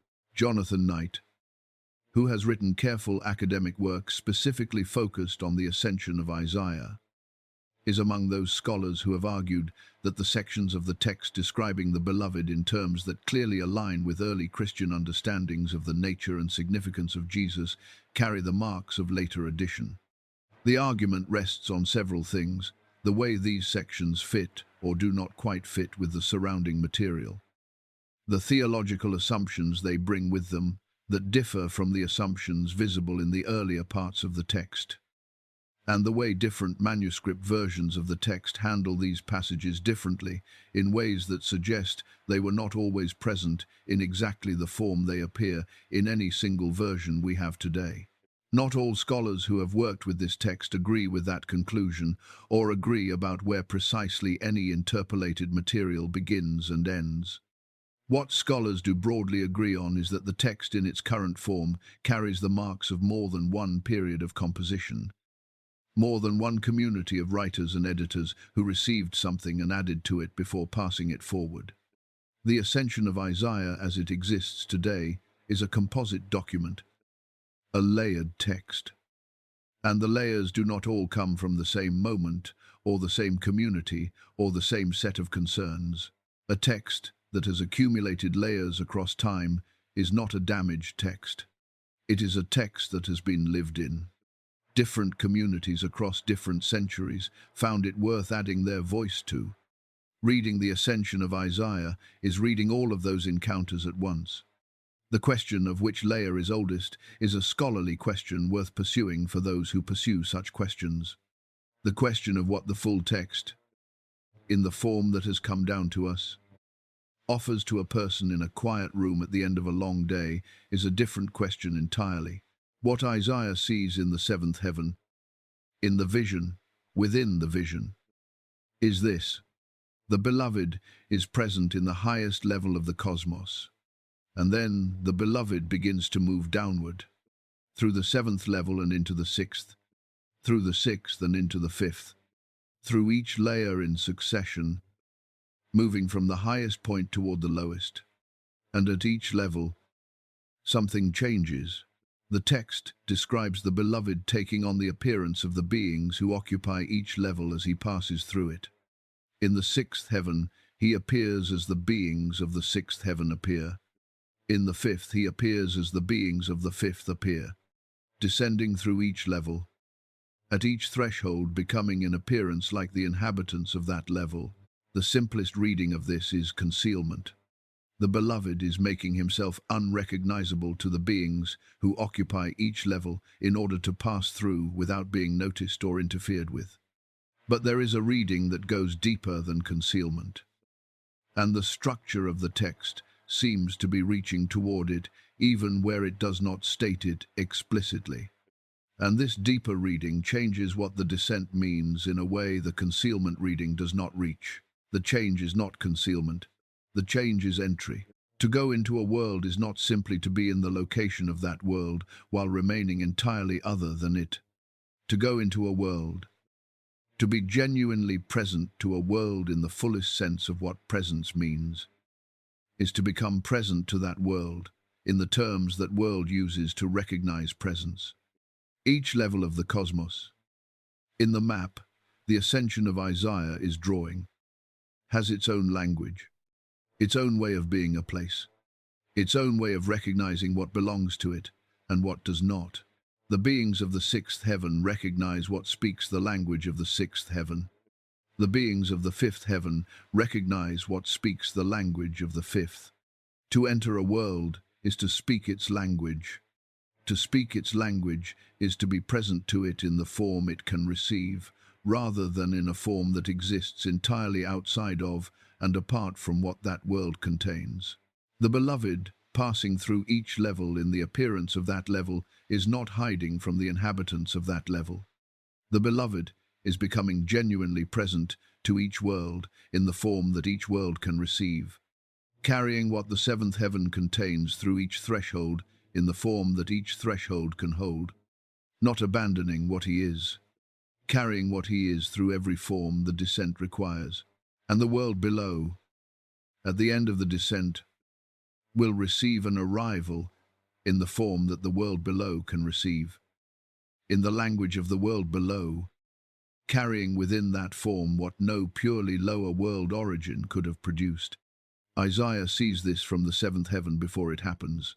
He sees the whole of what is coming, the descent through each level, the changing at each threshold, the arrival in the form the world below can receive, and then, though the vision shows him the descent from above and does not follow the beloved all the way through to what happens in the world below, the return, the ascent back through the same levels, with the same changing at each threshold in reverse, carrying what the descent into the lowest world produced back through the levels toward the seventh heaven. Isaiah sees this before it happens. He is given the sight of it from the place above every other place. And then the text does something the structure of the ascent did not prepare the reader for. It does not give Isaiah a response, no word spoken, no statement of what the vision has changed in him, no recorded response to being shown the entire arc of what is coming before it arrives. The text shows him the vision within the vision and continues. as though what Isaiah has been shown is simply what was there to be seen at the seventh level. And he saw it. And the journey continues. This silence is not an oversight in a carefully constructed text. It is a choice. The text is declining to close around what Isaiah has seen, declining to contain the vision within a recorded response that would make it easier to process and therefore smaller than it is. A response would give the reader something to do with what Isaiah was shown, something to evaluate or agree or disagree with, something that would convert the sight of the beloved descending through the levels into a conclusion rather than leaving it as a sight. The silence refuses that conversion. What he saw is the point, and what he saw is now present in the way that things seen from high places remain present, even after the descent has made the high place invisible from where you are standing. The descent is about to begin. Every journey that goes up must come down. This is what the world below enforces without negotiation, without exception, without regard for what the traveler found at the height they reached, or what reaching it cost them, or what carrying it back down will require. The height you reach is not a place you stay. It is a place you pass through on the way to the return. The return is not optional. It is the second half of the shape the journey has. And the journey is not finished until both halves are complete. The Ascension of Isaiah gives the descent its own full weight, rather than treating it as a formality after the real event of the seventh heaven. What happened at the seventh level was the destination of the ascent. The point the entire upward movement was building toward. But the descent is not simply the ascent reversed. Not the same journey run backward. Not a mirror image of what came before, with the direction changed. Something different happens on the way down. Something that changes the meaning of what happened on the way up in a way that the ascent alone, without the descent that follows it, could not have produced. Isaiah has seen the beloved in the seventh heaven. He has seen the vision within the vision. The sight of the beloved descending through each level, taking on the appearance of each level's inhabitants, moving from the highest point toward the lowest in the form that each threshold could receive. He carries that sight now, in the way that things seen from high places are carried even after the descent has made the high place invisible from the ground. And now he must make his own descent, not for the same reason or in the same manner as the beloved in the vision he was shown. Isaiah descends because the ascent is finished and the world he came from is still there. Still, the world he lives in. Still, the world in which his body is waiting in the specific and difficult circumstances the text described before the vision began. He does not descend by choosing it the way the beloved in the vision chose the descent. He descends because the journey has a shape, and the shape includes the return. But the descent is not passive. It is not a falling back or a being returned. It is a journey through the same levels he ascended through, in the reverse direction, carrying what the seventh heaven gave him through each threshold between the seventh heaven and the world below. Isaiah passes back through the sixth heaven, where the sourceless sound was the fundamental quality of the space, and where neither he nor his guide moved as navigator and traveler, but as companions inside something, neither of them fully mapped from outside. He passes back through the fifth heaven, where the guide's authority had shifted, and both of them began moving through unfamiliar territory together. He passes back through the fourth heaven, where waiting had its own completeness and its own particular quality of light. He passes back through the third heaven, where the journey had built in the provision of rest after the contested lower levels. He passes back through the second and the first, where the gates required recognition and the territory still carried the weight of what had not yet been fully resolved. At each level, the descent is a different kind of passage than the ascent was. Going up, each level was new territory arrived at by someone who had not yet been there. The guide's knowledge made the passage possible in the lower levels, The guide's shifting authority and Isaiah's own developing presence made the passage possible in the upper levels. But the territory was always being approached from below, always being entered for the first time, going down. Each level is familiar. Isaiah has been through every one of these spaces. He knows their qualities, their characters, their particular ways of being, places where things are real. He knows the sound of the sixth heaven and the waiting light of the fourth, and the resting quality of the third, and the contested weight of the first and second. He is not discovering these places as he passes back through them. He is returning through them, carrying what he found at the top. And the question the descent poses, that the ascent did not have to pose, is not what he will find at the next level, but what form what he is carrying will take as he passes through each level between the seventh heaven and the world below. This is what descents teach, that ascents cannot teach alone. The ascent is about what you find when you go up. The descent is about what you bring back when you come down. And more than that, about what happens to what you bring back as it passes through each level between where you found it and where you are returning it to. The seventh heaven is not the world below. What exists in the seventh heaven exists in conditions the world below does not have. What the seventh heaven contains cannot arrive in the world below in the form it has in the seventh heaven. The world below cannot receive what the seventh heaven contains in that form. Something has to change for what the seventh heaven contains to be genuinely present in the world below at all. And this is where the vision within the vision that Isaiah saw in the seventh heaven becomes most meaningful for the descent he is now making. He watched the beloved change appearance at each level on the descent. He saw what is at home in the seventh heaven become, at each threshold, present in the language of that threshold, while carrying what the seventh heaven contained through each form and into the next, not abandoning what was being carried, carrying it through every form the descent required. The same at each level all the way down to the world below, where the arrival would be in the form that world could receive, carrying within that form what no purely lower world origin could have produced. Isaiah has seen the principle, now he is living it. What he is carrying from the seventh heaven, the sight of the righteous present in their condition, the vision of the beloved descending, the knowledge of what exists above the world that is invisible from the world's surface.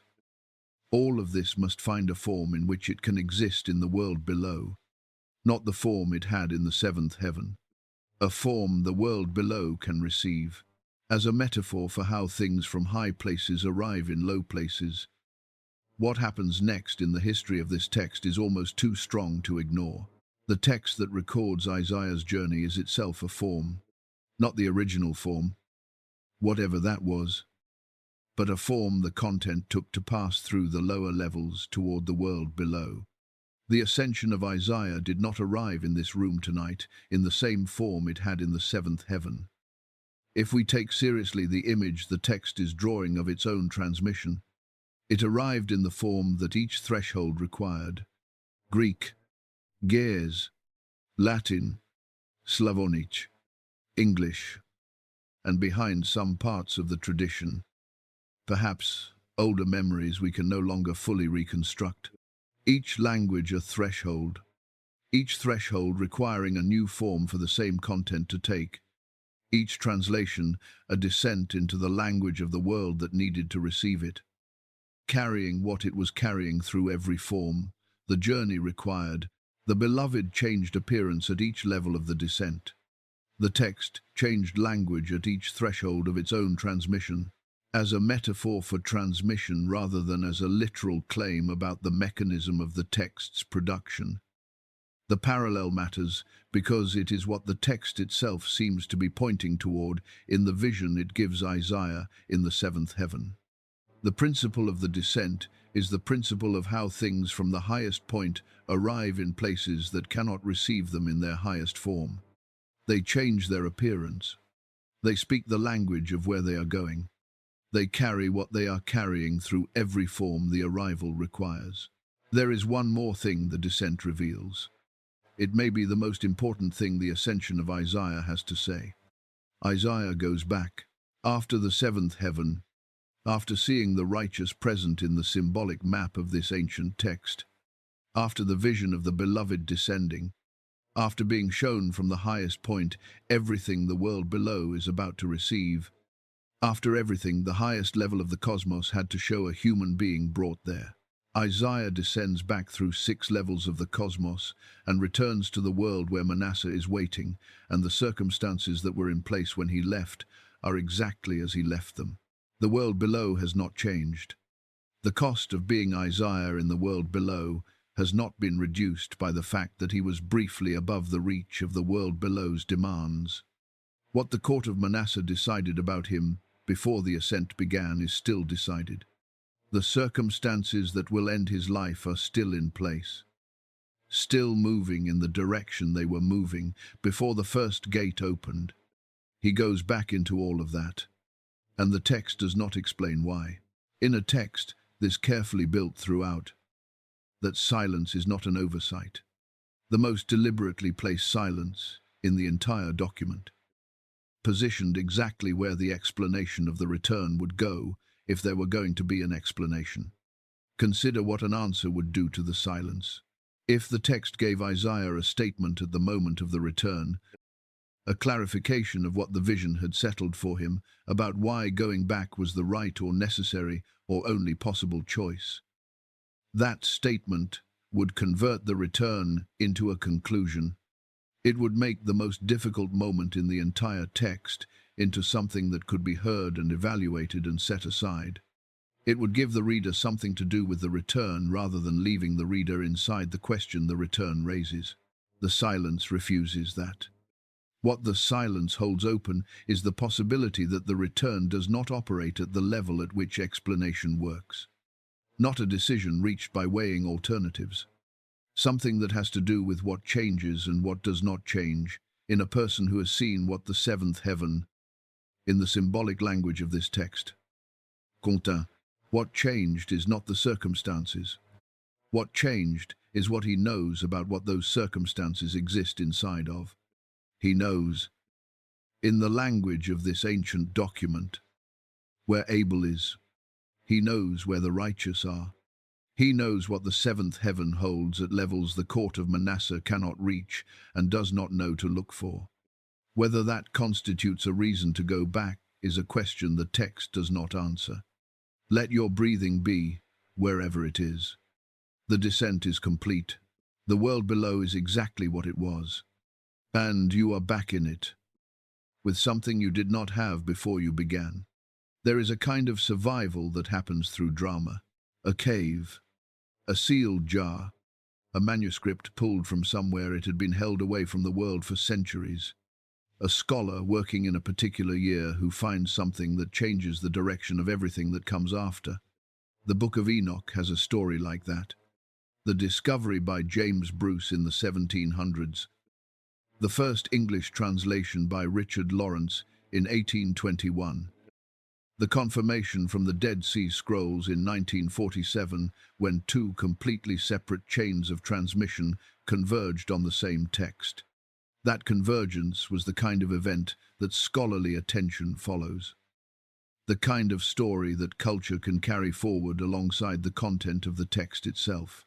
The Ascension of Isaiah has a different kind of survival. Not through drama, but through continuity. Not through being found again, but through never being fully let go. It moved through centuries and languages and the deaths of entire civilizations by being held, generation after generation, by communities who did not make headlines when they held it. Communities that showed up and did the work of copying and transmitting because their tradition had decided the work was worth doing, without knowing that a future world would one day become interested in what they were carrying. What each community chose to preserve tells you something real about what the text meant to each of them. The surviving Latin material concentrated most clearly on the martyrdom, the accounts of Isaiah's relationship with Hezekiah, his retreat under Manasseh, his death by being sawn in two. a tradition that had been thinking continuously and seriously about martyrdom, about what it meant to hold to what you believed when everything organized itself against that holding. Found in the opening section of this text something it needed. It kept the part that spoke directly to its own experience of what faithfulness cost and what it was worth. The vision of the seven heavens is present in some Latin versions and absent or substantially abbreviated in others. And where it appears, it often shows the marks of a tradition that was less certain what to do with this section than it was with the martyrdom. The Ethiopic manuscript tradition preserved everything. The manuscripts in Ge'ez contain the full text, both the martyrdom and the complete vision of all seven levels, preserved in a liturgical language already ancient when many of these copies were made. This tradition did not select the parts that served its immediate purposes and set the rest aside. It kept the whole journey, from the court of Hezekiah all the way to the seventh heaven and back, because the whole journey was what the tradition understood itself to be, the custodian of. The entire shape of what Isaiah claimed to have seen was what mattered, and the entire shape was what was preserved.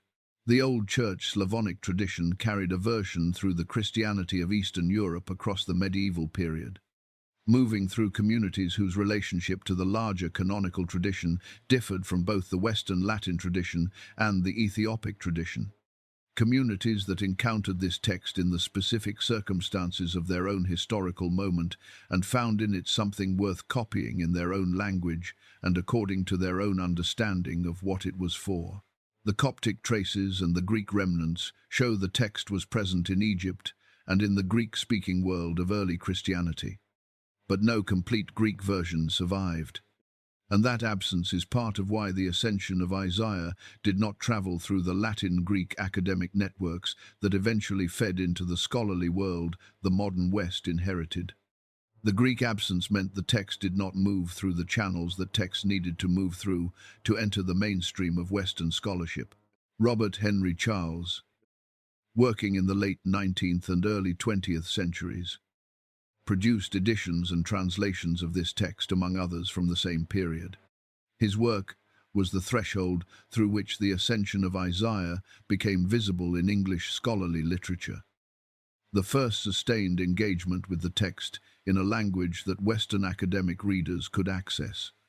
His editions were shaped by the methods and evidence available in his era, and subsequent scholarship has refined and, in places, corrected what he established, as happens when earlier work meets later methods. But his work was a real threshold. The text changed its appearance to pass through that threshold, became present in the language of 19th century English scholarship, and arrived in the world of 20th and 21st century readers in the form that Journey Through Charles produced. Each tradition kept what it needed to keep, and each keeping was itself a kind of translation, even when the language stayed the same. Because what a community emphasizes when it copies a text, what it includes completely, and what it abbreviates or sets aside, what it marks as central and what it treats as peripheral, is an act of interpretation. A reading of the text that leaves its marks in the copies the community produces. Every copy is a reading. Every reading is a choice about what the text is. And every one of those choices across 2,000 years of copying and translating and carrying is present in the form the text is in tonight. Now set that history alongside the vision within the vision that Isaiah saw in the seventh heaven. The beloved changed appearance at each level of the descent, becoming present to each world in the form that each world could receive, carrying what the seventh heaven contained through every form the descent required. As a metaphor for what transmission is, the Ascension of Isaiah did the same thing at each threshold it passed through on its own journey from wherever it began toward this room tonight. In the surviving Latin material, it became above all a text about martyrdom, because that was the form the communities that preserved that material could most fully receive. In the Ethiopic manuscript tradition, it remained the complete journey, because that tradition could hold the whole shape and understood itself as the custodian of the whole shape. In Slavonic, it became a version shaped by the concerns of Eastern European Christianity. In the scholarly English of Robert Henry Charles, it became a critical edition, because that was the form the academic world of that era could receive. In this room tonight, it has become words moving through darkness at the end of a particular day. Each threshold, a new form. Each form, carrying what was there at the beginning. Each translation, a descent into the language of the world that needed to receive it. The hands that held this text across 2,000 years are too many to count. Most of them have no names recorded anywhere. They did not hold it for recognition or for the reward of being remembered. They held it because their community had decided it was worth holding. And the community's decision was sufficient reason for the work of holding it. And it is here, in this form, which is the only form it could have taken to arrive in this room on this night. Isaiah went back, after the seventh heaven, after seeing, in the symbolic map of this ancient document, the righteous present in the condition the highest level of the cosmos makes possible. Abel and Enoch, and those who carried what they understood to be asked of them, after the vision of the beloved descending through each level, changing appearance at each threshold, carrying what the seventh heaven contained toward the world below in the form that each level could receive. After being shown from the highest point everything the world below was about to receive before the world below received it, Isaiah descended back through 6 levels and returned to the world where Manasseh was waiting. Not a different world.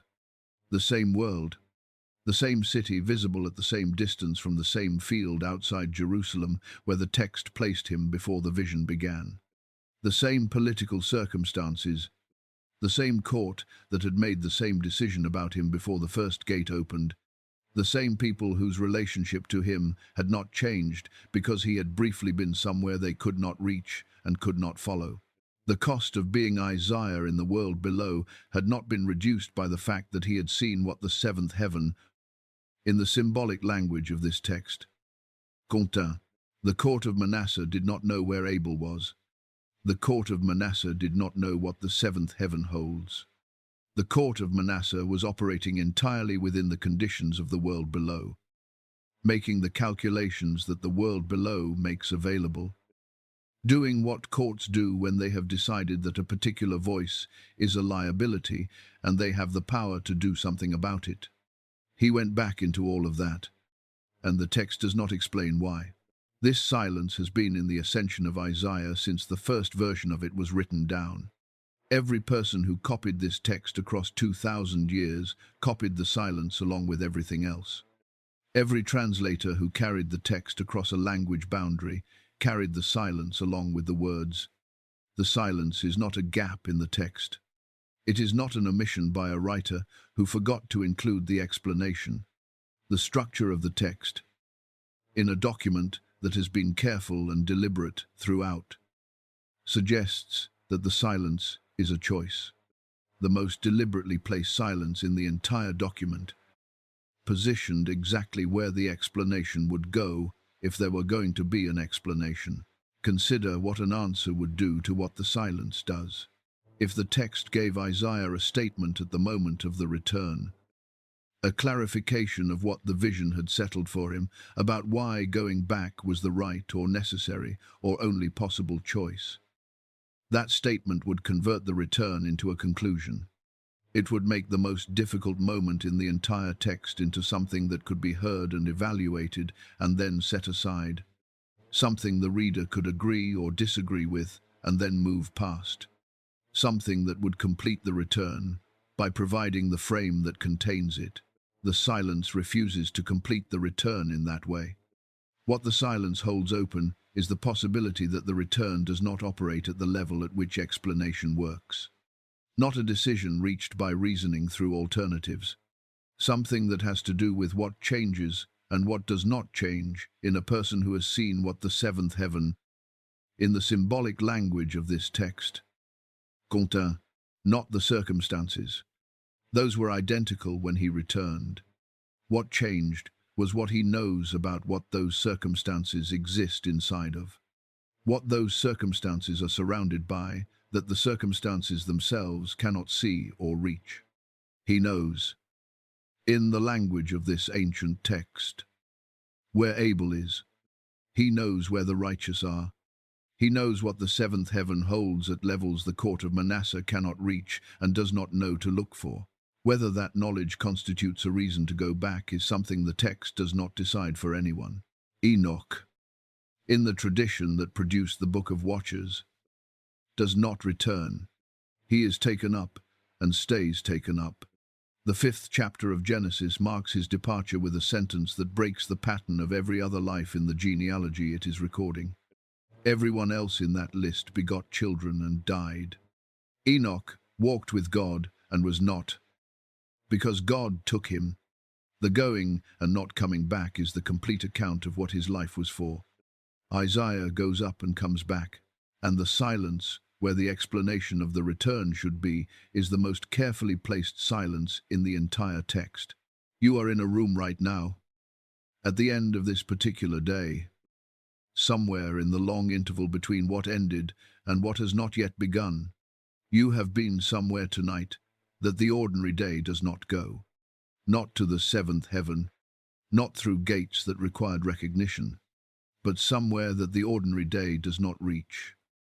Somewhere that opens in the particular quality of late night and darkness and the slow release of everything the daylight holds at a certain tension. And now the descent is happening, the way it always happens when a night like this one ends, not with a specific moment of crossing back over a threshold, just the gradual return of the weight of the ordinary, the slow reassertion of the particular circumstances of the particular life that will be waiting when the morning comes. The settling back into the specific conditions of the specific world you came from.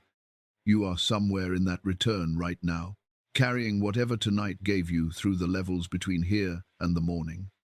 The question the Ascension of Isaiah has been asking since the first hand wrote it down. The question it carried through every language it passed through, and every community that held it, and every threshold it changed its appearance to pass through, is the same question it is asking now. In this room, at the end of this night, what will you do with it when you get back? Not to answer tonight, to carry. Let the not knowing be exactly where you are. The descent is almost complete. Closing. The 7 layers are still there. The ceiling above you is still there. Everything that was above it when this began is still above it now. Not changed by the hours that have passed. Not altered by the fact that a voice moved through a very old text and brought it into this room tonight. The cosmos above your room is exactly what it was when the first person wrote down what Isaiah claimed to have seen, and exactly what it was before any of that was written down, and exactly what it will be long after every version of this text in every language it traveled through has turned to dust. In the language of this text, there are 7 layers above you. The world you live in has its own names for those layers now. Scientists and atmospheric physicists have mapped what exists above the surface of the Earth with instruments and mathematics and a precision the ancient world did not have access to. They call the layers by names that would have meant nothing to the communities that first preserved this text. The troposphere, where weather happens and where the air is thick enough for the breathing that keeps everything here alive. The stratosphere, the mesosphere, the thermosphere, where the boundary between what belongs to the Earth and what belongs to space begins to blur into something that is neither. The exosphere, the outermost layer, where the atmosphere gradually thins into the vast darkness between the Earth and everything that is not the Earth. 5 named layers. And beyond them, the space, the ancient world called heaven, and that the modern world calls the universe. Where stars move in paths they have been moving in since before anything on the surface of the Earth existed to observe them. The people who wrote about 7 heavens were not doing atmospheric science. That point is worth making clearly before moving past it. Because the confusion between what they were doing and what atmospheric scientists are doing is less interesting than the difference between the two. They were not making claims about the physical structure of the atmosphere that could be confirmed or refuted by instruments that did not yet exist. They were doing something different. They were insisting, with the tools available to them, that the sky is not flat, that what is above the world has depth to it, that the depth is not uniform, not a single continuous expanse of more of the same, from the surface to the stars, that traveling through it would not be a single experience repeated indefinitely until you reached something else. It would be a series of distinct encounters with distinct qualities, each one different from the one before, each one requiring something different from the traveler, each one further from the world below, and further from everything the world below makes available as tools for understanding where you are. The insistence that the sky has layers with different qualities is not cancelled by the discovery that the sky has layers with different physical properties. The two insistences are operating in different registers entirely. The question of whether the atmosphere has physically distinct layers is a question atmospheric science answers, and answers well, with evidence and precision, and instruments that did not exist when the Ascension of Isaiah was written. The question of whether those layers carry different qualities of existence, different relationships to what is ordered and what is not, different conditions for what passes through them, is a question that atmospheric science does not address. Because it is a different kind of question, asked from a different position, about a different aspect of what is there. The people who wrote about seven heavens were asking the second question. The people who named the troposphere were answering the first. Both questions are real. Neither cancels the other. Isaiah traveled through 7 layers and came back. The text he left behind, or the text that accumulated around whatever experience or insight or vision first produced it, traveled through its own layers on its way from wherever it began to this room tonight.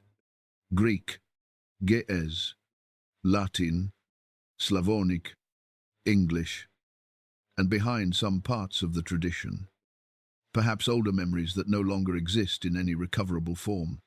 Each language a new layer to pass through, each layer requiring the text to take on the form that layer could receive, each translation a descent into the language of the world that needed to receive it, carrying what it was carrying through every form the journey required. The beloved changed appearance at each level of the descent. The text changed language at each threshold of its transmission. And here it is tonight, in this room, in this form, not in the form it had in the 7th heaven, whatever that form was. In the form this particular room on this particular night could receive, words moving through darkness at the end of a day, a voice that will stop when the story is finished, a ceiling above you that you will probably not think about again in the morning when the day makes its demands and the ordinary world reasserts everything the night allowed to quiet. That is how things from high places arrive in the world below. In the symbolic logic of this ancient text, not announced, not radiant with the unmistakable quality of wherever they came from. In the form the world below can receive, which is a form made of what the world below is made of, that arrives in the language of wherever it is arriving, carrying within that form what no purely lower origin could have produced. There is one last image worth carrying into the sleep that is coming. In the language of the Ascension of Isaiah, the righteous are in the 7th heaven. The text says Abel is there. The text says Enoch is there. The text says the people the world lost are present in a place the world cannot confirm or observe or measure from the surface of the earth. The text does not ask you to accept this as settled fact before morning. It does not require you to resolve it or evaluate it or decide what you think about it before the day begins again. It does not need anything from you in the hours between now and when you open your eyes. It asks only that you let it be present in the way that things are present when they have been genuinely received rather than only processed. In the way that something seen from a high place stays with you even after the descent has made the high place invisible from where you are now standing. In the way that what you carry back from somewhere above the ordinary is still what you carry back even after you are back in the ordinary, and the ordinary has reasserted everything it asserts.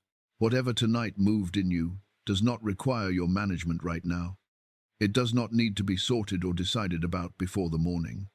It will do what it does in the dark, in the quiet below thought, in the space where things settle that cannot settle, while the day is pressing against them. In the language of this text, the ceiling above you opens into 7 layers. Above those layers, the text says, the righteous are present in the condition the 7th heaven makes possible. Above them, the text reaches for something it cannot name directly and surrounds with silence instead. The way the text surrounds the silence where Isaiah's explanation of his return should be. The way the text has been building silences as carefully as it has been building words. Because some things can only be held in the space that language leaves when it reaches the edge of what it was built to carry. Isaiah went there. He came back. He did not explain what it cost him, or what it changed in him, or what he understood about the world below from having seen it from above. He just came back, and the text he left behind, in one form or another, through every threshold it had to pass through to get here. Through every language it changed its appearance to speak. Through every community that held it, and every hand that copied it, and every translation that carried it across a language boundary, has been traveling toward this room ever since. It is here now. You have heard it. Let your breathing slow to wherever it goes on its own. Let the weight of the day move fully into whatever is beneath you. In the language of this text, the 7 layers are above you, exactly as they were before tonight began. And, somewhere above them, the text says, the people the world lost are not where the world thinks they are. Sleep now. The ceiling is still there, and so is everything above it.